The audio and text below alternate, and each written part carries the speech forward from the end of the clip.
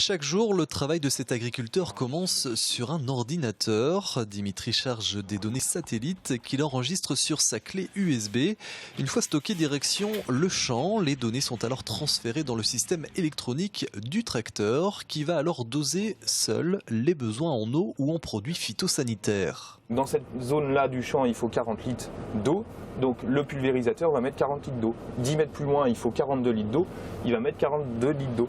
Dimitri n'a donc plus grand chose à faire, jusqu'à même ne plus devoir conduire. Le tracteur se dirige tout seul sur cette même ligne et commence à faire son travail. Donc là, on n'a plus à toucher au volant. C'est le tracteur qui se localise à l'intérieur de la parcelle. Un tracteur intelligent pour lequel Dimitri a déboursé 20 000 €. Dans cette autre ferme de Vendée, Benoît lui aussi a investi, cette fois-ci pour son bétail. Cette machine par exemple distribue automatiquement du lait pour les veaux ou encore ce robot de traite, un robot qui en plus de prélever du lait, l'analyse automatiquement. Les robots de traite prélèvent un échantillon de lait directement à la traite quand l'ordinateur lui commande. Ensuite, cet échantillon est envoyé à un premier appareil qui prépare l'échantillon de lait et qui l'envoie au Herm Navigator, qui est le laboratoire d'analyse, qui lui dépose une gouttelette de lait sur une bandelette et une caméra optique vient lire la réaction.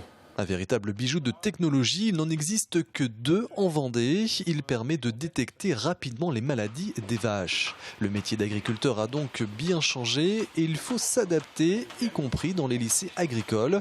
Aujourd'hui, au lycée des Établières, une conférence sur la révolution numérique est animée par Hervé Pillot. Donc l'agriculture n'échappera pas à ce changement. Un défenseur convaincu de la technologie au service de l'agriculture. L'agriculture a sûrement vécu la plus grande de ces révolutions dans les 120 ou 130 ans qui viennent de se passer.